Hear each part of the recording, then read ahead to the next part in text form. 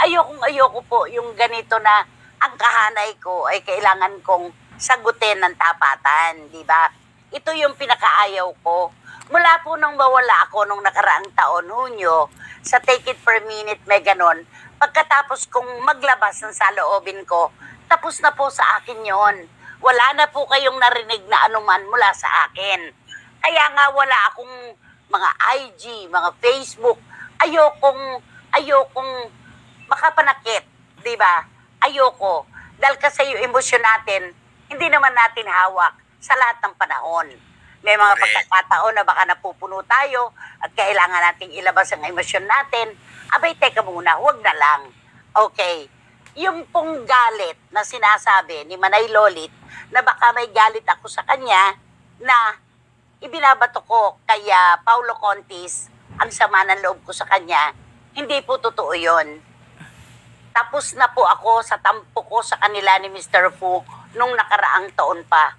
Ang nagpahinuhod po sa aking kalooban nung iwan nila ako sa gitna ng laban, panahon.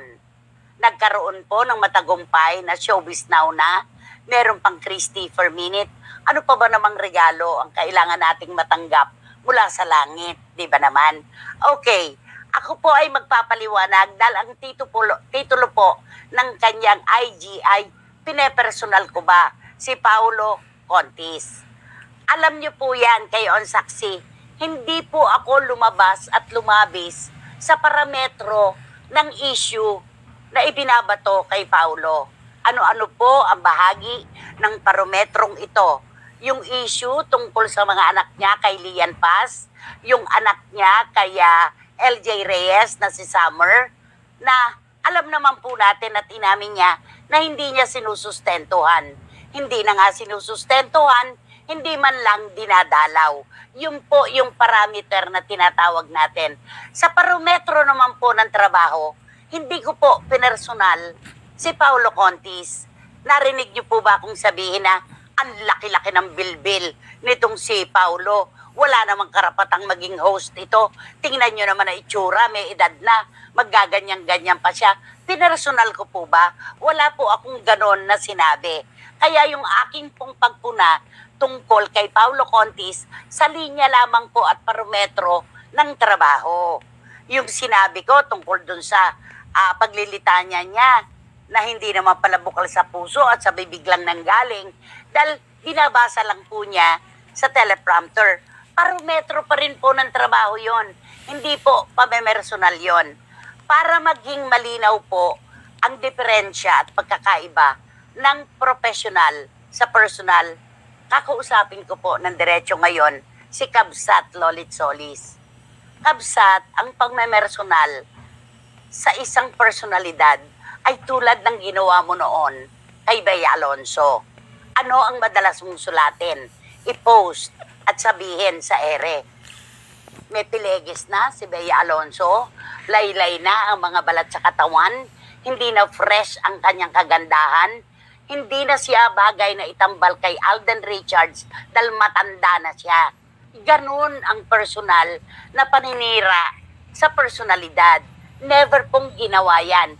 Pero ikaw ang namersonal noon kay Bea na ikinasakit ng loob ng dalaga, ng kanyang pamilya, ng kanyang manager, kaya nga nagsalita na si Shirley Kwan, di ba? At ng kanyang mga tagahanga. Yun yung eksaktong ehemplo ng pamemersonal ng alaga. Yun yon. Ngayon, wala akong galit sa'yo. Wala akong galit sa'yo. Mula't mula, alam mo yan, binalikan ko nga ang mga text mo sa akin last year, July, August, September. Ako'y nalulungkot nung balikan ko ito kanina. Ang sabi mo, Kabsat, kagigising ko lang, hindi ako makabangon, hilong-hilo ako. Gusto kong magtrabaho pero parang wala akong gana. Ganito yata talaga kasi dahil 75 na ako. Last year po ito. Pero tanggap ko na kung ano man ang mangyayari. Buti ka pa, malakas pa ang katawan mo. Nung sumunod na araw, itinext mo, hindi na ba tayo magkikita-kita pa uli? Sana magkita-kita pa tayo. Kabsat, pinahalagaan ko ang mga ganito. Kaya yung galit sa puso, ano ang aking payo sa iyo? Ang isinasagot ko sa iyo, Kabsat, huwag kang nagpapastress. Alisin mo lahat sa puso mo. Ang galit, ang pagsisisi, kung kanino man, ang paninira, tanggalin mo. Kasi yung stress, ang unang-unang pinagmumulan ng ating mga sakit. Anong sabi ko sa'yo? Nagpapadialysis ka na. Alisin mo na lahat yan. Tutukan mo na lang ang pagpapagamot mo. Sabi mo, oo nga kabsat yun ang sagot mo. Nung payuhan kita ng ganon. Ang sabi mo, oo nga kabsat ewan ko nga ba kung bakit ganito ako. Basta, ganon. Ang akin, ito sasabihin ko sa iyo ngayon pa lang. Hindi mo alam kabsat. Bahagi ka ng mga panalangin ko. Totoo yan. Isa ka sa mga taong hinihingan ko ng mas mahaba pang buhay sa Diyos. Dahil alam ko na ang Panginoon ang may hawak ng ating buhay. Siya ang pinakamahusay na doktor dito sa lupa at may hawak ng pinakamabisang gamot sa mundo na makapagpapagaling sa ating sakit. Bahagi ka ng mga panalangin ko. Kaya yung galit na sinasabi mong baka may sama ako ng loob sa iyo o galit, pero ibinubuelta ko kay Paulo Contis, maling-mali ka doon. Wala akong galit sa iyo, nagtampo ako noon, dahil kahit naman siguro ikaw ang lumagay sa kalagayan ko, umuo ka sa akin, naghanda ako, pero kinabukasan, ano ang sagot mo? Hindi ka nasasama. Kumbaga naipit ako sa gitna ng laban at iniwan niyo ako ni Mr. Fu sa gitna ng laban. Pero tapos na yon. Naingiti ko na yon, naihalakak ko na yon, naitapon ko na yon, wala na sa akin yon. Ang idinadalangin ko na lamang, sana huwag ka nang nagpapaka-stress. Alisin mo yan. Yung mga bashers, lagi kong sinasabi sa'yo, huwag mong pinapansin. Huwag mong pinaglalaanan ng panahon. Kasi hindi ka nila kilala, sabi mo nga. Ano ang madalas kong sabihin? Gas-gas na ang linya ko. Ang aso kumakahol lang kapag hindi nila kilala ang tao. Pero kapag kilala, hindi kumikibo. Tahimik lang sa isang sulok. Doon naman sa argumento mo na baka yung mga fat ladies ay nagpaparating sa akin ng mga kwentong kasiraan tungkol sa iyo at kay Paulo Contis. Maniniwala ka ba na hindi kami halos nagkakausap ng mga tinutukoy mong fat ladies? At kung nakakausap ko man sila, wala kaming ibang pinag-uusapan kundi pagkain, pamilya namin, ang kagalakan, na masaya ang aming pamilya, maayos ang aming sitwasyon, maganda ang aming pisikal na pangangatawan. Puro ganun. Hindi ka namin na pag-uusapan sa negatibong paraan at lalong wala silang ikinakarga sa akin na anumang ikasisira ni Paulo Contis. Kanino ba ako tumutuon? Sa issue lamang, parametro lamang ng kung ano ang ikinakabit sa personalidad ni Paulo Contis. Parang kanta yan. Ano ang pinag-uusapang himno? Kanta. Hindi tayo lumalayo doon. Diba? Ang usapan ng bayan ngayon, usapin kahit sa palengke, sa bangko, kahit saan, yung pagpapabaya niya sa kanyang mga anak. Yung hindi pagsusustento. Walang personalan doon. Opinyon ko yon. At opinyon din ng ating mga kababayan. Hindi mo po pwedeng sabihin na pamamersonal yon. Ang layo-layo nun sa ginawa mo nun kay Bea Alonzo na hindi naman totoo. Yun ang akin. Kaya, alisin mo na yan. Ayoko yung ganito. Ang haba ng pinagsaluhan natin, ang haba ng pinagsamahan natin. Sabi mo nga nung mawala ang take it per minute, Kabsat, namimiss ko ang bawat Tuesday. Namimiss ko ang obra. Namimiss ko si Latina.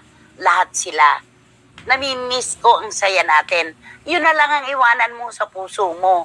Ayoko yung ganito na nagdaramdam ka dahil ang akala mo pinepersonal ko ang alaga mo. Hindi ko gagawin yon. Alam ko kung gaano mo kamahal ang mga alaga mo at nire-respeto ko yon. At nga pala, gusto kong magpasalamat sa iyo doon sa pinost mo na nire-respeto ako ni Paulo Contis. Malaki ang respeto niya sa akin. Salamat. Siguro inaalala ni Paulo na nung mga panahon naman na madilim ang kapaligiran niya, ay isa ang inyong lingkod sa nagpagaan sa kanyang problema. Maraming salamat. At salamat din sa sinabi mo na napakaparehas ko. Ikaw ang isa sa makapagsasabi kung gaano ako kaparehas sa buhay na ito.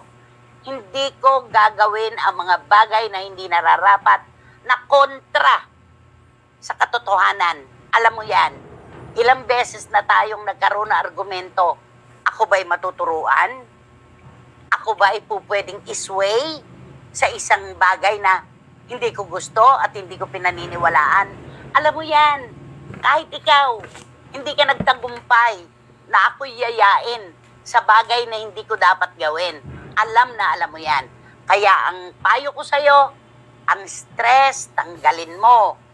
Ang katawan mo, ang tutukan mo. Ang kinabukasan mo, ang paghandaan mo. Alam mo, tayong dalawa nag-uusap ngayon. Bukas makalawa, hindi natin alam kung nasaan na tayo. Diba? Napakaigsi ng buhay. I-enjoy na lang natin. At saka, merong nagpayo sa akin. Sabi ng isa kong kaibigan, di ba nagkalayo kayo ni Ma'am Lolit? Oo, sabi ko, dahil dun sa ako'y nasaktan, dahil sasama siya, tapos iniwan ako kinabukasan.